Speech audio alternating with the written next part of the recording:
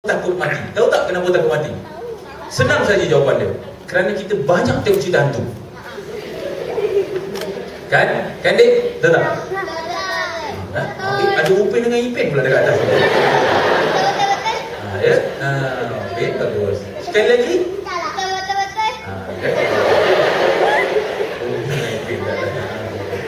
Lepas ni diorang berlaku pula ke? Betul tak? Sebab kita banyak tengok cerita hantu. Nah, anak kita nak kasih dia takut, nak kasih dia taat pada kita. Kita takutkan, kita kasih dia tengok cerita hantu. Mak saya nak suruh saya diam. Kerana kita dulu kecil-kecil adik-beradik 4 orang lelaki. Masya Allah Akbar. Rumah kami tu, jangan mak saya semua, apa nama benda-benda yang berkaca semua dah kasih kat orang Melaka. Kerana kalau ada dekat rumah, memang semua jadi sejarah. Betul tak? Bola, daripada bola kulit, mak kita dah siap masak asam pedas.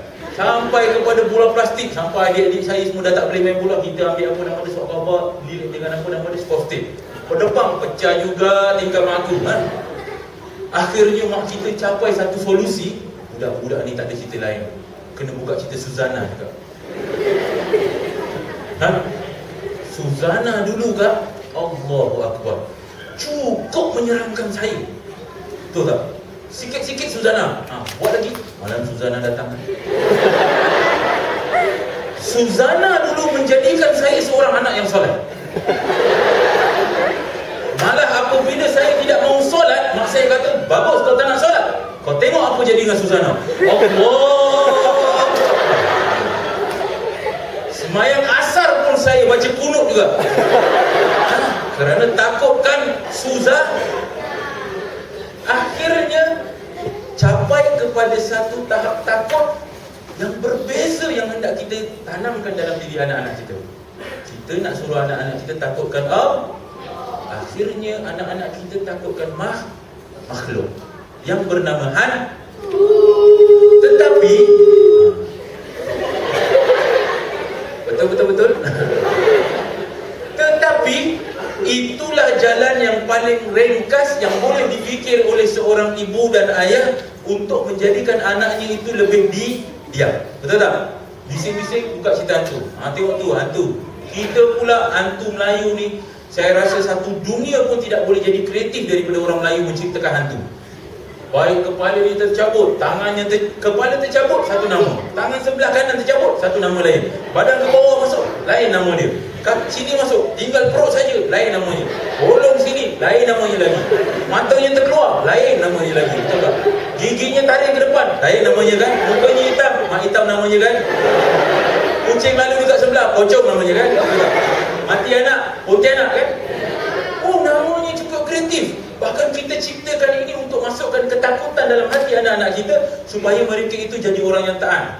Akhirnya anak kita sudah tidak takutkan Allah, bahkan takut kepada satu makhluk yang namanya hantu. Terima kasih. Ini kena bawa minggu depan apa dia talk aja. Sebab kadang-kadang talk ni orang tak nak sambung, kita cakap diam je kan. Betul tak? Minggu depan ikut saya boleh Boleh? Boleh tak? Boleh.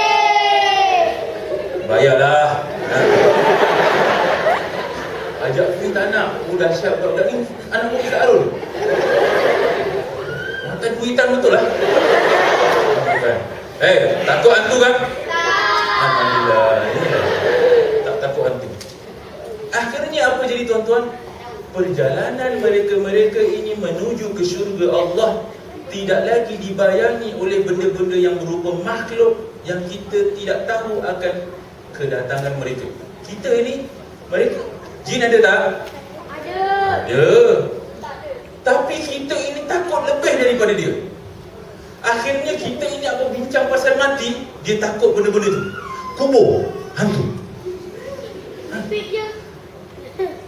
Tetapi sebenarnya tuan-tuan, anak-anak yang dirahmati Allah, kalau kita kehilangan ibu dan ayah, siapa yang berada di tanah perkuburan tu?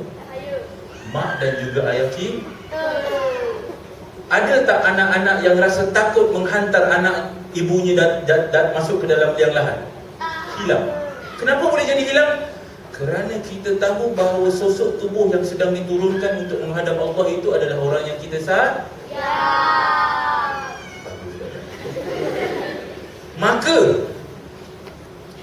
jawapan bagi untuk menghilangkan ketakutan anak-anak kita pada benda-benda yang khurafat ini adalah untuk menambahkan kasih sayang mereka kepada kita. Apabila mereka itu tambah kasih sayang kepada ibu dan ayah, maka hilanglah ketakutan-ketakutan yang kita ciptakan dalam diri mereka. Lalu perjalanan mereka itu akan lebih mudah kerana yang pertama mendapat kasih sayang ibu bapa dan mendapat sokongan daripada mereka untuk menuju syurga Allah. Adik-adik, ibu-ibu yang dirahmati Allah Subhanahu Wa Taala, saya diberi masa panjang sangat hari ini insya-Allah. Kita habis stop nanti pukul berapa Ustaz? Pukul 4 petang ya? 4 petang ya. So 12.30, setengah jam je dia kata. Ustaz Harun tadi siang-siang sebelum saya naik dia kata Ustaz setengah jam. Pak saya ni ada masalah handbrake kan. Dah cakap susah nak handbrake. Betul tak? Tadi Ustaz Harun tadi dekat belakang dia tengok je 12.30 je. Oh lambat kalau tak jalan. Tak. Oh lambat. Ustaz Harun sejak dulu menjak ni kan. Sejak dia jaga apa nama dia mudik dulu ni, dia berbual dengan saya kalau saya salah sikit je. Tumbuk kan. Kita syukur pada Allah kerana ada orang datangkan Ustaz Harun seperti kita kan. Di waktu tiap-tiap tak ada satu orang pun yang nak membantu teman-teman dan saudara-saudara kita yang mempunyai masalah, Allah SWT akan kita seorang yang bernama Ustaz Harun kan. Tak ada tuan-tuan tidak ada masalah, betul kan? Betul tak? Tak ada satu orang pun dalam dunia yang nak tengok masalah-masalah kita. Allah SWT akan satu orang lelaki yang sanggup. Berapa banyak tempat offer dia tuan. Jadi imam eksekutif, Ustaz Harun banyak aktiviti tiba-tiba apa. Tapi kenapa? Kerana hatinya sudah terlekat untuk membantu. Itu syukur pada Allah SWT kan. Kerana apa? Kerana Allah itu pasti akan membantu satu kaum sekiranya mereka itu sendiri yang nak berubah dalam diri mereka sendiri. Kalau kita tidak mahu berubah, kalau tuan-tuan tidak mahu datang kepada Ustaz Harun, tentu dia tidak siapa-siapa nak berubah. Oleh kerana itu tuan-tuan yang dirahmati Allah Subhanahu Wa Taala, setiap seorang daripada kita akan memainkan peranan untuk membantu setiap daripada kita. Ibu, ayah perlu memainkan peranan untuk membantu anak-anak. Ya. Anak-anak waktu kecil harus dimasukkan rasa takut, tetapi bukan takut pada hantu. Takut pada azab Allah Subhanahu Wa Taala sekiranya mereka meninggalkan apa yang Allah suruh. Ibu harus memberikan kasih sayang kepada semua ibu bapa dan juga anak dan juga anak-anaknya. Anak harus tahu tanggungjawab dia kepada ibu dan ayah dan harus ikhlas melakukan amalan-amalan itu. Kerana apa? Mereka yang beriman akan masuk syurga, tapi ditahan Allah di pintu syurga dan direkodkan segala apa yang telah mereka lakukan dan ditanya sama ada mereka ikhlas ataupun tidak. Tahu ikhlas aku macam mana nak ikhlas tak? Bagi duit kat masjid. Tabung dah jalan belum? Belum. Tabung jalan kat budak-budak atas tu tadi.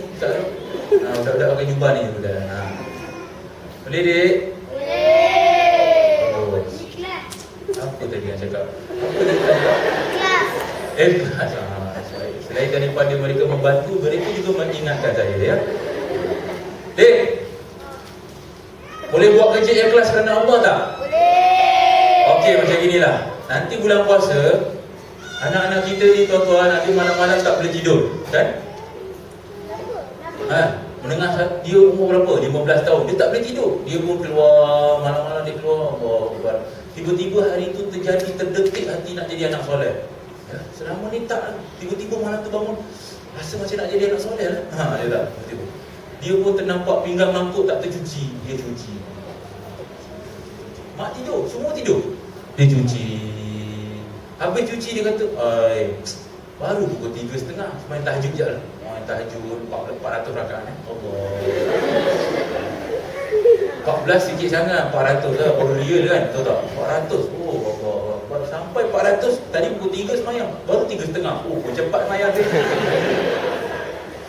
Lepas tu dia tengok apa? Ada mop, aku pun mop. Mop rumah ayah dua anak-anak kita. Sapu. Mop dulu ke sapu dulu? Sapu dulu. Sapu baru mop.